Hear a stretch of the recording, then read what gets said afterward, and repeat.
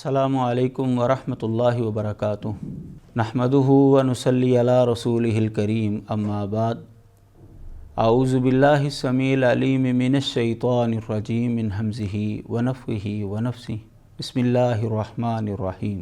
गुफ्तगू हमारी चल रही थी जश्न ईद मिलादुन नबी के हवाले से। इसको साबित करने के लिए हमारे मुआशरे में जो दलाइल पेश किए जाते हैं उनका हम तज्ज़िया कर रहे थे। कुरान मजीद से जो बातें पेश की गई तफसीलन उन पर गुफ्तगू की गई। इसी तरह इसको मानने वाले लोग बाज़ रिवायात भी पेश करते हैं जिससे जश्न ईद मिलादुन नबी के जवाज़ का फ़तवा देते हैं। अब हम उसकी तरफ तवज्जो करते हैं। सबसे पहली रिवायत जो उनकी जानिब से पेश की जाती है और बड़ी ज़ोर शोर के साथ पेश की जाती है, उनका कहना ये है कि जब नबी अलैहिस्सलातु वस्सलाम पैदा हुए थे तो अबू लहब ने अपनी लौंडी सुवैबा को आज़ाद किया था, क्योंकि ये नबी अलैहिस्सलातु वस्सलाम का हकीकी चचा था अबू लहब। और जब वो फौत हुआ तो बड़ी अजीबो गरीब हालत में उसके ख़ानदान के एक फ़र्द ने उसको देखा ख्वाब में। जब उससे पूछा तो उसने ये कहा कि जिस उंगली से मैंने इशारा किया था सुवैबा की को आज़ाद करने का नबी अलैहिस्सलातु वस्सलाम के आने की खुशी में, तो बस उस उंगली से मुझे कुछ सहूलत मिलती है, बाकी मैं बड़ी अजीब व गरीब सूरत हाल में हूँ और अज़ाब के अंदर मुब्तला हूँ। हमारे अहबाब ये कहते हैं कि ये रिवायत सही बुखारी के अंदर आती है। तो हम जब सही बुखारी को देखते हैं और इस रिवायत को निकालते हैं तो हमें पता चलता है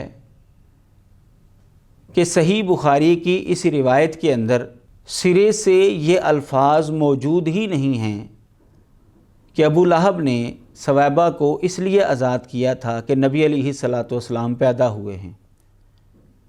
पैदाइश के मौके पर आज़ादी के हवाले से कोई लफ्ज़ भी वहाँ पर मौजूद नहीं है। ये मैंने अपने सामने कंप्यूटर पर सही बुखारी जो है वो खोली हुई है। हम इसको देखते हैं, इसके अल्फाज क्या हैं और हमारे मुआशरे में कौन सी बात मारूफ़ कर दी गई है। जनाब उर्वा फरमाते हैं, ये ताबी हैं, यानी सही बुखारी के अंदर ये बात बाकायदा सनद के साथ मौजूद नहीं है। एक हदीस बयान करते हुए जनाब उर्वा ने ज़िमनन जो है सुवैबा का तज़किरा कर दिया। हदीस का नंबर है 5101। जनाब उर्वा कहते हैं वह सुवैबा तो मौलातुन ले अबी लहबिन, कि सुवैबा जो है ये अबू लहब की लौंडी थी। काना अबू लहबिन आता कहा, अबू लहब ने इसको आज़ाद किया था। फ़ारज़ातिन नबी सल्लल्लाहु अलैहि वसल्लम, सुवैबा ने नबी अलैहिस्सलातु वस्सलाम को दूध पिलाया था, यानी ये नबी अलैहिस्सलातु वस्सलाम की रज़ाई वालिदा है। फ़लम्मा माता अबू लहबिन, तो जब अबू लहब मरा, उरियहु बाज़ु अहलिही, उसके घराने के किसी फ़र्द ने देखा, बेशर्रे हीबतिन, उसको बुरी हालत के अंदर, यानी ख्वाब के अंदर देखा कि बड़ी परागंदा हालत है उसकी। काला लहू माज़ा लकीता, उससे पूछा क्या अंजाम हुआ है तेरा। काला अबू लहबिन लम अलका बादकुम गैरा अन्नी सुकी तो फ़ी हाज़िही बि अताकती सुवैबता। अबू लहब ने कहा कि तुम्हारे बाद मेरी कोई हालत नहीं है, अलबत्ता मुझे इससे पिलाया जाता है जो मैंने सुवैबा को आज़ाद किया था, इस उंगली से मुझे कुछ पिलाया जाता है, बस ये मेरी कैफियत है। बाकी तुम्हारे बाद जब से मैंने तुमको छोड़ा है मेरी हालत बहुत पतली है। अब ये अरबी अल्फाज भी मैंने आपके सामने पढ़ दिए, उसका तर्जमा भी मैंने आपके सामने रख दिया।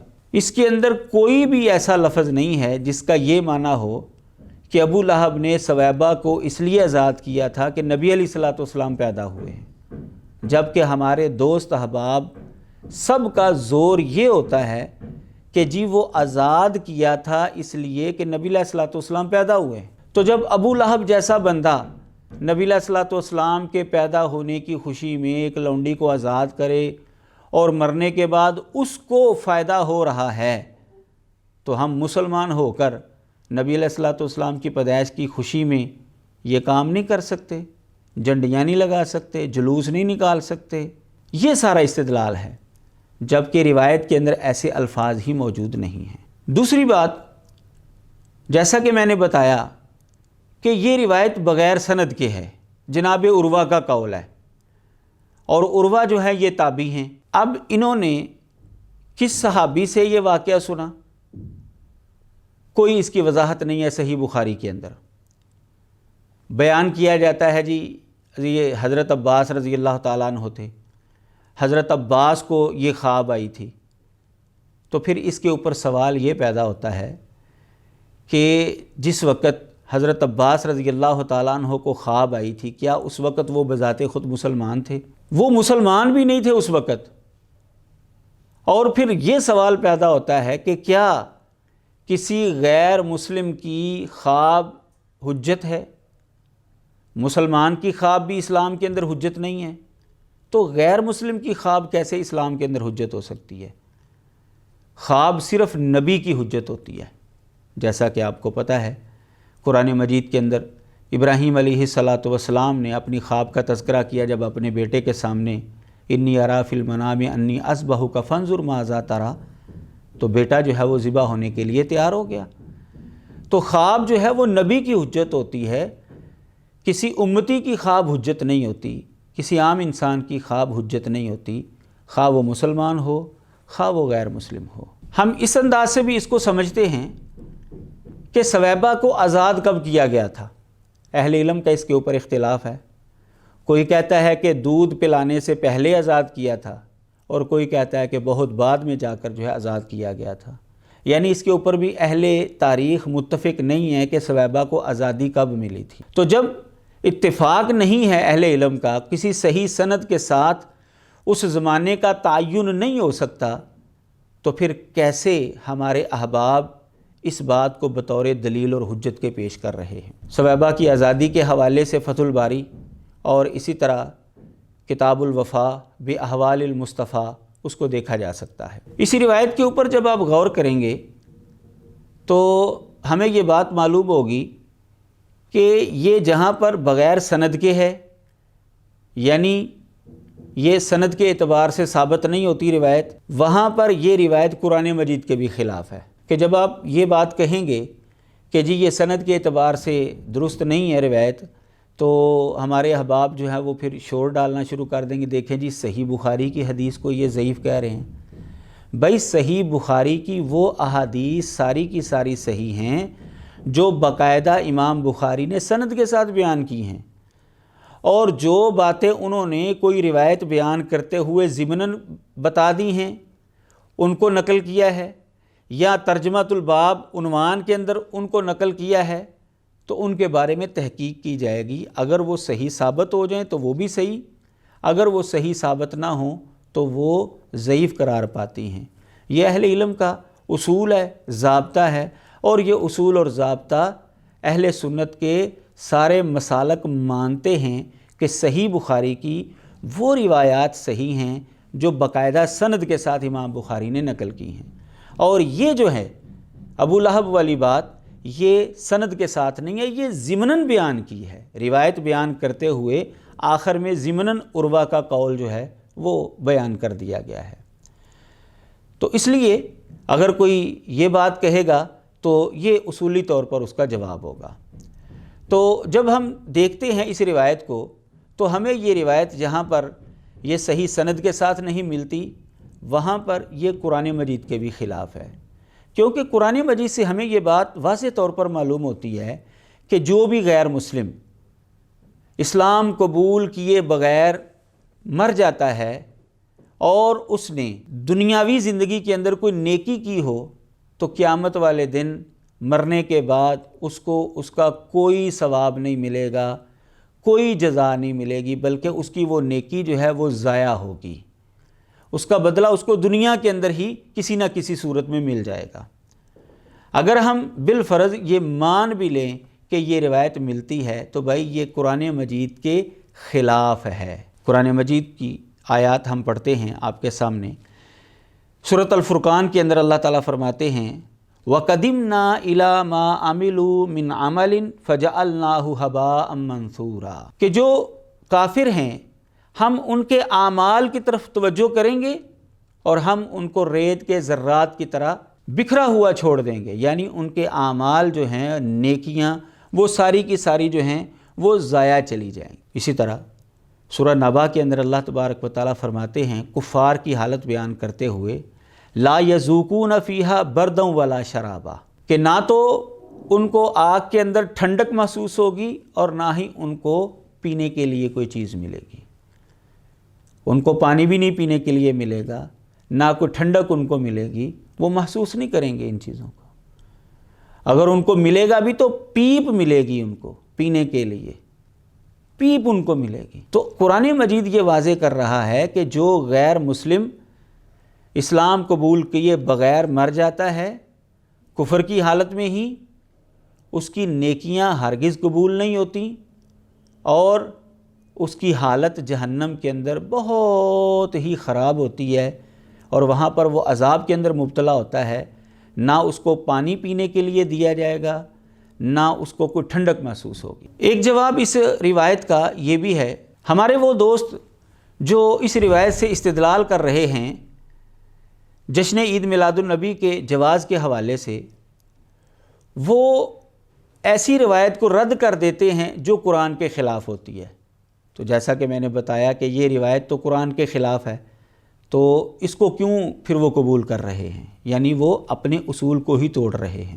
اسی طرح ان کا یہ بھی اصول ہے کہ کسی بھی صحیح حدیث سے قرآن مجید کے عموم کی تخصیص نہیں ہو سکتی۔ خبر واحد سے قرآن مجید کے عموم کی تخصیص نہیں ہو سکتی۔ کوئی عام حکم ہے اور خبر واحد کے اندر کوئی خاص حکم آ گیا ہے تو قرآن مجید کے اس عام کو عام ہی رکھا جائے گا، اس کو خاص نہیں سمجھا جائے گا۔ اب ان کے اصول کو ہم لیتے ہیں تو قرآن مجید کے اندر تو عموم ہے کہ جو بھی غیر مسلم جو ہے وہ کفر کی حالت میں مرے گا، وہ نہ تو ٹھنڈک محسوس کرے گا، نہ اس کو پینے کے لیے کچھ ملے گا، اس کے نیکیاں ساری کی ساری اکارت اور ضائع چلی جائیں گی۔ تو اسی روایت کو بنیاد بنا کر وہ ابو لہب کے مسئلے کو کیوں خاص کر رہے ہیں کہ اس کو انگلی سے جو ہے وہ دودھ یا شہد یا جو بھی چیز وہ کہتے ہیں وہ پلائی جاتی ہے؟ کیسے وہ اپنے اصول کو توڑ رہے ہیں؟ تو اگر ہم ان کے اصول کو دیکھیں تو ان کے اصول کے مطابق بھی یہ روایت ان کے ہاں قابل حجت نہیں بنتی، کیونکہ وہ ان کے نزدیک صحیح روایت سے تخصیص نہیں ہو سکتی، تو یہ تو پھر بھی صحیح نہیں بلکہ ضعیف روایت ہے، اس سے کیسے تخصیص ہو سکتی ہے؟ اس روایت کو اگر ہم ایک اور انداز سے سمجھیں تو جیسا کہ آپ سارے جانتے ہیں کہ ابو لہب شاتم رسول تھا، اس نے رسول اللہ صلی اللہ علیہ وسلم کی گستاخی کی تھی، گو کہ وہ نبی علیہ السلام کا حقیقی چچا تھا، لیکن جب نبی علیہ السلام نے تبلیغ کی اور صفا پہاڑی پر چڑھ کر توحید کی دعوت دی تو اس نے کیا کہا تھا؟ تیرے ہاتھ ٹوٹ جائیں اے محمد، نعوذ باللہ اس نے یہ بد دعا کی تھی۔ تو اللہ تبارک و تعالیٰ نے اس کے جواب کے اندر تبت یدا ابی لہب و تب، یہ پوری سورت جو ہے وہ نازل کی تھی کہ تیرے ہاتھ ٹوٹ جائیں، ابو لہب کے ہاتھ ٹوٹ جائیں، تو تباہ ہو جائے، تو برباد ہو جائے۔ ابو لہب گستاخ رسول تھا، تو اگر کوئی کلمہ پڑھنے والا گستاخی کرے تو اس کی نیکیاں ساری ضائع ہو جاتی ہیں، جیسا کہ قرآن مجید کے اندر اللہ تبارک و تعالیٰ فرماتے ہیں یا ایھا الذین آمنوا لا ترفعوا اصواتکم فوق صوت النبی، اے ایمان والو تم اپنی آوازوں کو نبی کی آواز سے اونچا نہ کرو، ان تحبط اعمالکم وانتم لا تشعرون، ایسا نہ ہو کہ تمہارے عمل سارے کے سارے ضائع ہو جائے اور تمہیں پتہ بھی نہ چلے۔ اب دیکھیں قرآن مجید نے ایک کلمہ پڑھنے والے کے حوالے سے یہ بات کی ہے کہ اگر وہ نبی کی آواز سے اس کی آواز اونچی ہو جائے تو اس کے سارے عمل جو ہے وہ ضائع ہو جائیں گے۔